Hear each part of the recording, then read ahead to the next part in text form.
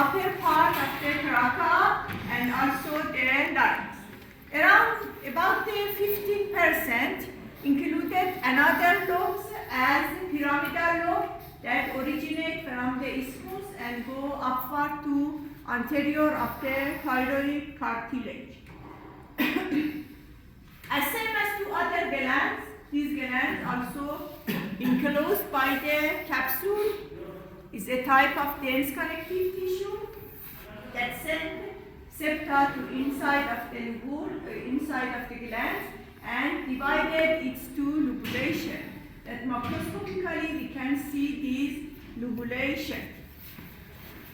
Two artery as superior and inferior thyroid artery that derive from the subclavian and also thyroid artery in different parts penetrate the capsule of the thyroid glands and enter to the glands and finally derive to the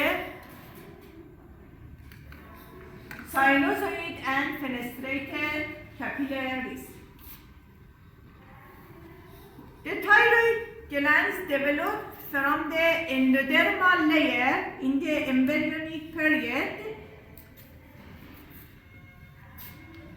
around the 4th week that the neck want to form some structures as arcs formed in the neck and finally they derive to the thyroid gland. Just you know that the thyroid derive from endodermal layer except the C cells that derive from the neural crest cells. Professor, you said at what week does the thyroid gland develop? Which week does the thyroid gland develop? 4th week? Just you know the layer is okay because you know about the development of the neck in next semester. Microscopically, as I said for you, the gland surrounded by a capsule, that this capsule sends some trabecula inside the gland and divided it to some lobules. In each lobule, there are some masses of the cells that named as thyroid follicles, such as these or these, that each follicle lined by one layer of the cells as follicular cells that you know them as simple cuboidal cells in the epithelial tissue.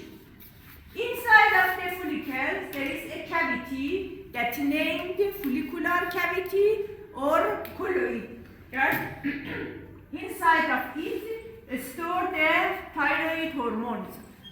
Thyroid glands is one type of gland, just one type of the glands that can store the hormones between 3 to 6 months compared to other glands. The hormones of the thyroid are T3 and T4. There are two types of the cells in the thyroid, as that the more than of them are follicular cells or thyrocytes that are the cuboidal cells that surrounded the thyroid follicles. That these cells derived from the endodermal layer.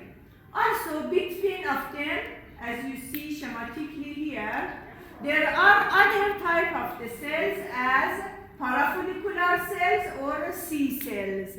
That these cells are fewer compared to follicular cells, have a lighter cytoplasm compared to them, and also the size of them are bigger than follicular cells, that they derive from the neural crest cells and produce the calcitonin, that is the one hormone that involved in the regulation of the calcium ion with the parathyroid hormones.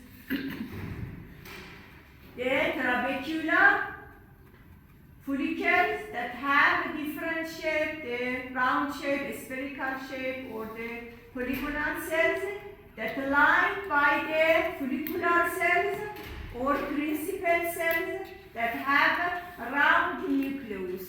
They are just one layer that lined or surrounded the follicles completely.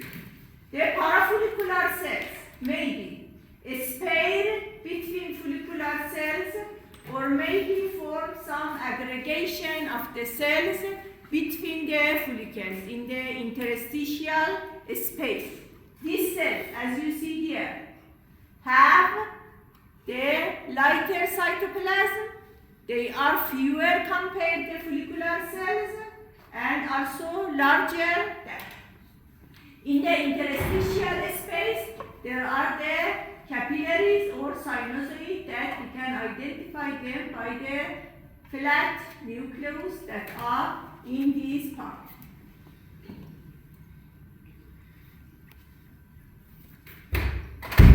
The thyroid hormones produced in the thyroid follicles in the follicular cells.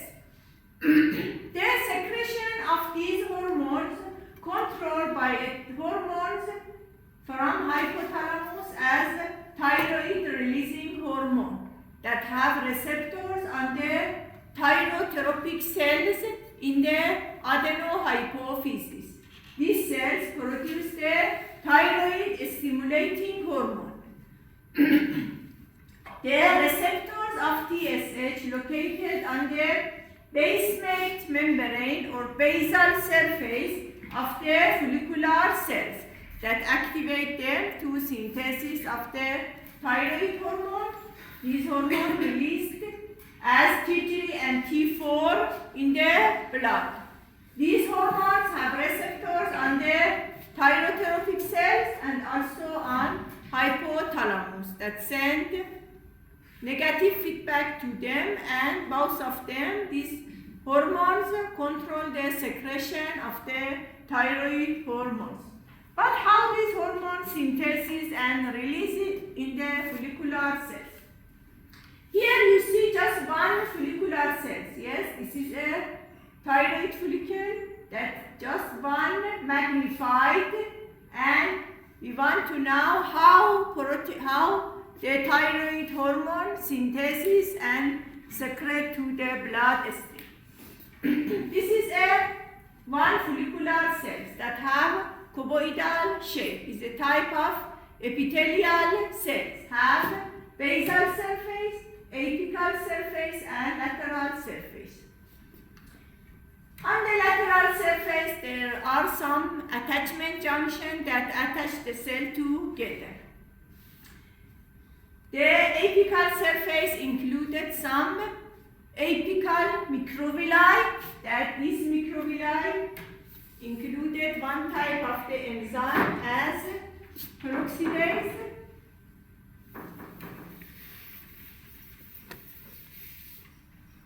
That is one of enzymes that are necessary for the production of the thyroid hormones. And on the basal surface, the TSH receptors located and also included some ionic channels that involved in the transportation of iodine ion to colloid for the synthesis of the thyroid hormone.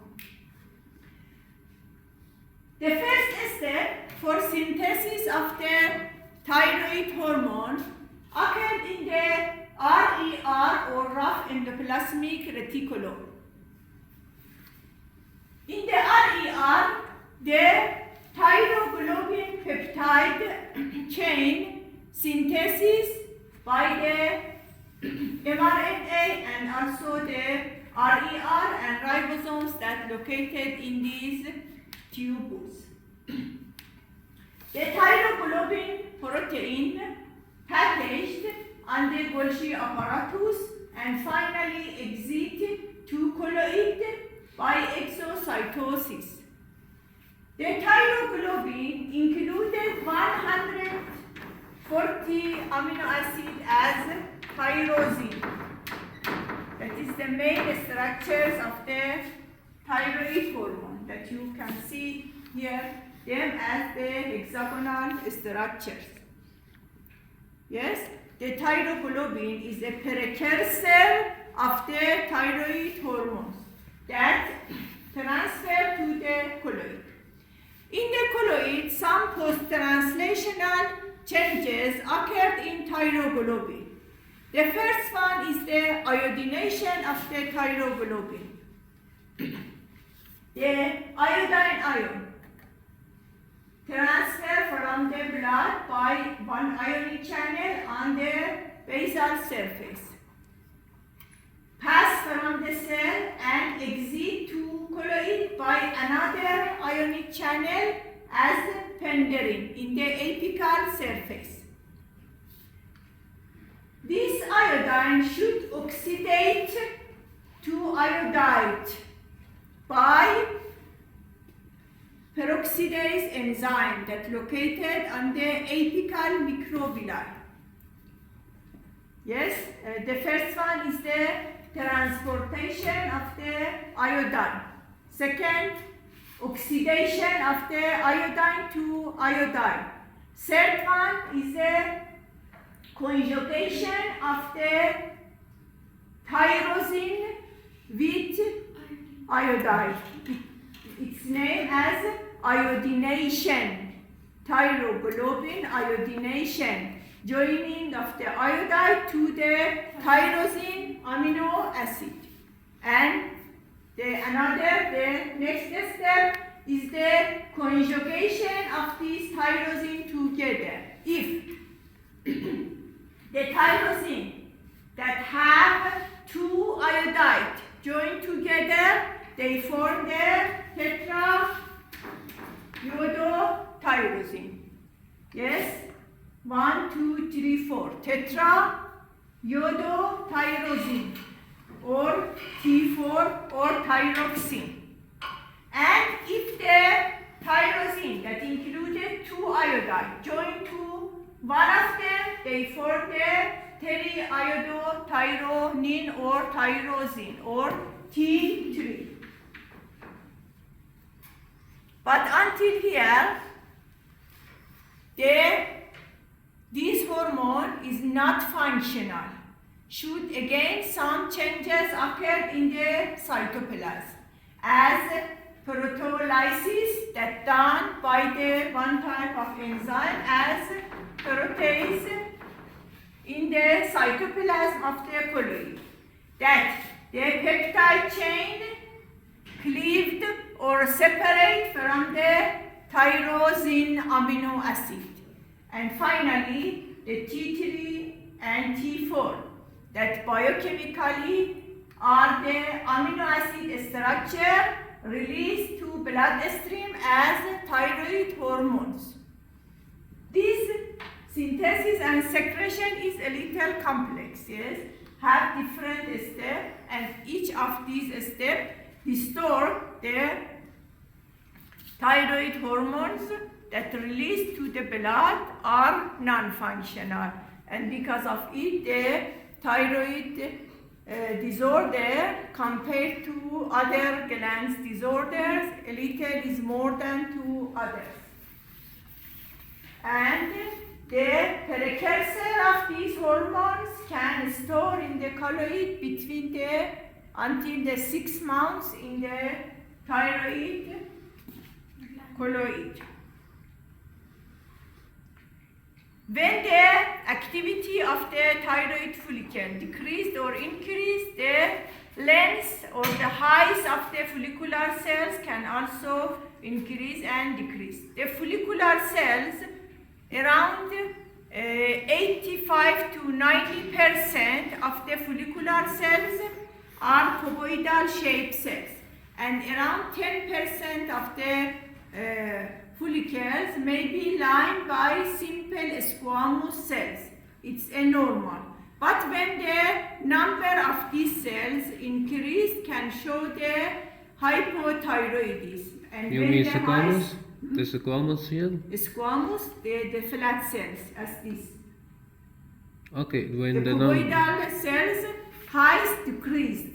They form the squamous cells. That around 10% of the cells is normal, the existence of them. But when the percent of them increase, can show the hypothyroidism. Is one symptom for the identification of the thyroidism. And when the highs of them in the hyperthyroidism, the highs of the thyroid follicular cells increased and form the short columnar cells. The iodine deficiency or water that you know is the one disorders in the thyroid that occur because the iodine deficiency in the diet that we can eat more the foods that included this iodine. But there is another disease that the appearance of it is very similar to the water, that enlargement of the thyroid occur. But this disease named as the Graves disease. That is more in the woman. It's an autoimmune disease that the TSH thyroid, this TSH receptor that located on the basal surface occupied by the antibody that produced by the body and finally involved to enlargement of the thyroid. Because these antibody also have receptors on the adipose pad that surrounded the eyeball can also result to enlargement of these adipose pad, and this person suffered from the exophthalmia. That is a more important symptom for identification of this disease, additional to the laboratory test. These enzymes are anti of these enzymes. Anti-peroxidase, because this is a normal enzyme that when the receptors of the TSH occupy the APO. Also increased in this person. That is the one test for identification of them. Parathyroid glands are four that located in the posterior border of the thyroid glands. Each of the glands have enclosed by one separate capsule, but all of them located in the thyroid capsule. Microscopically, these glands included two types of the cells, as chief cells or principal cells that produce the parathyroid hormones, as parathormone, that are basophil cells because parathormone is a peptide hormone. There are other types of the cells as oxyphil cells that are fewer, lighter and bigger than principal cells, are spaced between them, that they have unknown function. Some books write that they also produce a little amount of the parathormone, but one thing that is important, these cells can be replaced by adipocyte in the aged person, and they don't have any problem, they don't produce any problem for the person. The parathyroid, yes, that's enclosed by a capsule. Inside of it included more chief cells, basophil cells, and also between of them there are some cells that have clear cytoplasm, and they are very few. And all of them located on reticular fiber framework. The parathyroid glands derived from the endodermal layer that in the neck. When the neck wants to form, some structures form in the neck as the pharyngeal arch. One of these named as pharyngeal arch, that from the internal to external line by endodermal layer, mesodermal layer and ectodermal layer. Endodermal layer have some depression in some parts that form some patch in the neck. that named from upper to down, from 1 to 6 as Greek words. First, second, third, fourth, and fifth, and sixth. Just you now. Just this, because you don't know about this arc and other things. Just now that the third and fourth pharyngeal pouch derived to the parathyroid glands. The fourth one form the superior and the third one form the inferior parathyroid glands. Just this that in the Jampura just explain about this. The parathyroid glands, one, derived from endodermal layer. The superior, derived from fourth pharyngeal pouch. The inferior from the third pharyngeal pouch. And also the oxyphil cells derived from the neural crest cells. And here show the replacement of the oxyphil cells by adipocyte cells that occurred in the aged person. Parathormone involved in the calcium ion regulation. The receptors of the parathormone located on the osteoblast cells. What is the osteoblast cells? Bone. Bone formation, yes. When the calcium ion decreased in the blood, Positive feedback. parathormone, yes, produced by the thyroid glands have receptors on osteoblast. The osteoblast produce another hormone as osteoclast stimulating hormone. That these hormone have receptor on osteoclast. And osteoclast involved in the digestion and lysis of the bone, release the calcium to bloodstream and increase it by the activity of the osteoblast and osteoclast. In the other hand, the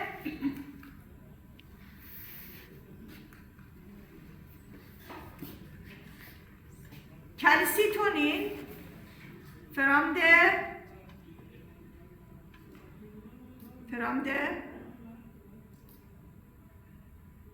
calcitonin, which cell secreted the calcitonin?